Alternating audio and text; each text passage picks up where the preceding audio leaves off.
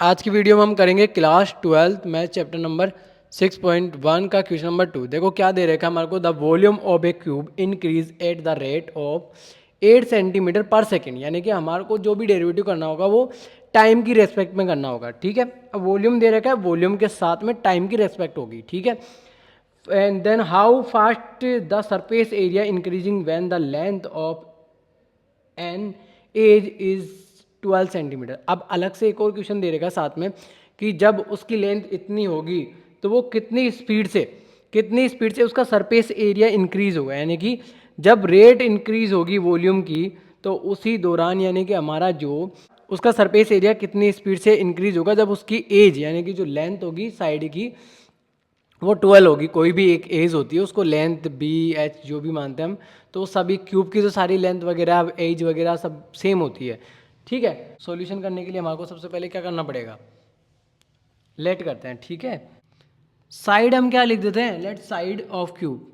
Side of cube हमारी हो जाती है एक्स। अब साथ में हमारे को वॉल्यूम, देखो वॉल्यूम की बात की तो वॉल्यूम यहाँ पे लिख लेते हैं, राइट कर देते हैं। वॉल्यूम क्या होता है, क्यूब का वॉल्यूम क्या होता है हमारे को पता है कि एक्स क्यूब होता है, क्योंकि साइड हमने एक्स मानी है। और सरफेस एरिया हमारे पास क्या होता है, surface area S equal to 6x²। अब देखो हमारे को क्या करना, rate of change of the volume. Rate of the change volume किस में होगा, रेट ऑफ द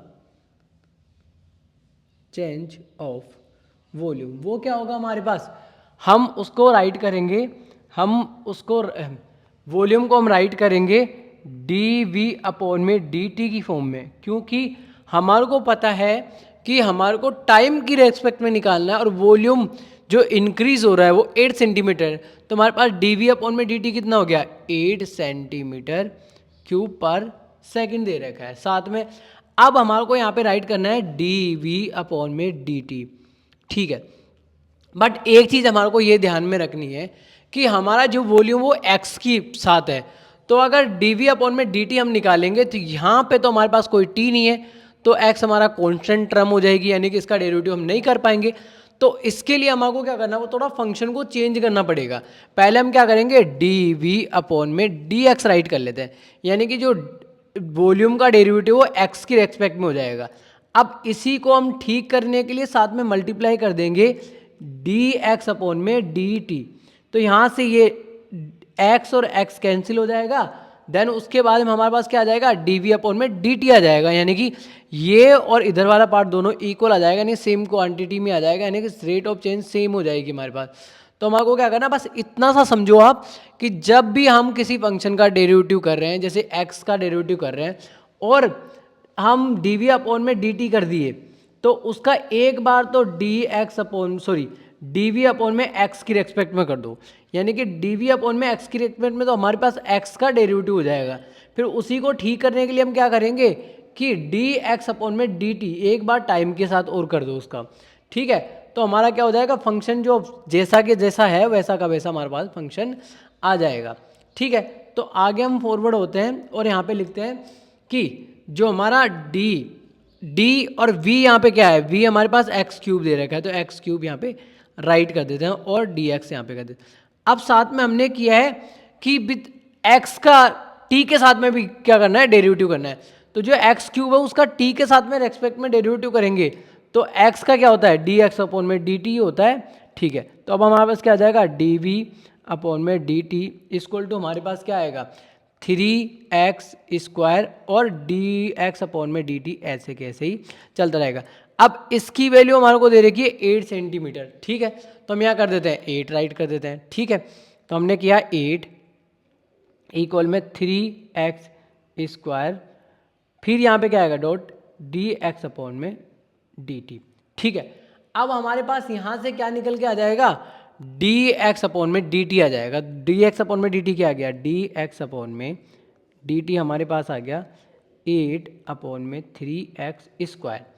ठीक है, अब हमारे पास डी एक्स अपॉन में डी टी आ चुका है, लेकिन हमारे को क्या दे रखा है, सरफेस एरिया भी इंक्रीज हो रहा है। तो हमारे को क्या करना है, इसका भी सॉल्यूशन निकालना है। पहले क्वेश्चन को लास्ट में हम स्टार्ट करते हैं, जो भी वैल्यू हमारे को पूछी वो बाद में होती है, पहले हमारे जितनी भी टर्म्स एंड कंडीशन होते हैं क्वेश्चन की वो सोल्व करनी होगी। तो हमारे पास क्या हो रहा है, एरिया इंक्रीज हो रहा है, इंक्रीज हो रहा है किसकी रेट में, इन सरफेस एरिया। ठीक है, किसकी फॉर्म में हो रहा है, टी की फॉर्म में हो रहा है, यानी कि विथ रेस्पेक्ट टू टी की फॉर्म में हम क्या करेंगे, डेरिवेटिव करेंगे। लेकिन अब डी एस अपॉन में डी टी आपने कर दिया है यहाँ पे, तो आप एक चीज़ समझो कि जो आपका जो सरफेस एरिया है उसका फॉर्मूला एक्स की फॉर्म में है, क्योंकि हमने साइड को क्या माना है, एक्स माना है। तो अब हम यहाँ पे क्या करेंगे, हमारे को क्या करना होगा कि जो डी एस अपॉन में डी टी हमारे पास है नहीं और x की फॉर्म में t की फॉर्म में डेरिवेटिव कर रहे हैं, तो 6x² ऐसे कैसे ही आ जाएगा हमारे पास। तो क्या करना है आपको, एक बार डी एस डेरिवेटिव किसकी फॉर्म में कर दो, x की फॉर्म में कर दो, ताकि हम इसका डेरिवेटिव कर सकेंगे आसानी से। साथ में यहाँ पे हमारे को क्या दे रखा है, t दे रखा है। अब डी एस अपॉन में dt चाहिए था ना हमारे को, तो हम क्या करेंगे, इसको सही करने के लिए इसको डी एक्स अपॉन में डी टी की फॉर्म में भी क्या कर देंगे, डेरिवेटिव कर देंगे। अब हमारे पास आंसर आ जाएगा डी एस अपॉन में डी टी, और यहाँ पे d और s क्या है हमारा, 6x², ये रहा x यहाँ पे, सॉरी s हमारे पास ये रहा, तो s की वैल्यू हमने वहाँ पे पुट कर दी, और dx अपॉन में ऐसे कैसे मल्टीप्लाई dx अपॉन में dt। अब अगली फॉर्म में क्या होगा हमारे पास, ds अपॉन में, सॉरी डी एस अपॉन में डी टी हमारे पास आ गया। तो अब हमारे पास क्या आया, डी एस अपॉन में डी टी हमारे पास आया, हमारे पास 12x मल्टीप्लाई में डी एक्स अपॉन में डी टी की वैल्यू यहाँ पे हमने पहले ही निकाल ली थी। ठीक है, तो हम यहाँ पे पुट कर देंगे 8 अपॉन में 3x², यहाँ से ये कट जाएगा। ठीक है, और यहाँ से ये भी कट जाएगा, 4 टाइम पे 8 मल्टीप्लाई 4 हो गया, हमारे पास क्या हो गया, हमारे पास हो गया डी एस अपॉन में डी टी आ गया हमारे पास आ गया हमारे पास 32 अपॉन में x। ठीक है, ठीक है, यानी कि हमारा डी एस अपॉन में डी टी, यानी कि सरफेस एरिया की जो रेट है वो इंक्रीज हो रही है टाइम के साथ में, और कितनी हो रही है, 32 अपॉन में x। अगर यही हमारे को पूछा होता तो हमारा आंसर, तो हमारा आंसर यही होता, लेकिन उसने बोला कि जब x यानी कि जो एज है आपकी, जो साइड हमने मानी थी क्यूब की वो x है, तो अगर वो 12 होगी तो कितनी स्पीड से डिक्रीमेंट होगा, सॉरी कितनी स्पीड से इंक्रीमेंट होगा। तो हम यहाँ पे लिखेंगे डी एस अपॉन में डी टी, एक्स की वैल्यू हमारे पास 32 है, सॉरी 30 डी एस अपॉन में डी टी 32 अपॉन में एक्स की वैल्यू हमारे पास 12 है, इसको कट करेंगे तो यहाँ पे जाएगा डी एस अपॉन में डी टी सेंटीमीटर क्यूब पर सेकंड की स्पीड से चल रहा है। ठीक है, ये हमारे को याद रखना है। तो यहाँ पे क्या आएगा 8 अपॉन में 3, अब 8 अपॉन में 3 यानी कि 8 अपॉन में 3 को भी हम डिवाइड करते हैं, तो हमारे पास क्या आएगा डी एस अपॉन में डी टी। अगर चाहो तो आप ये भी आंसर आपका सही या रॉन्ग नहीं होगा। ठीक है, इसको आगे सोल्व करते हैं, तो 2 एंड डिवाइड करने में 2 अपॉन में 3 सेंटीमीटर स्क्वायर।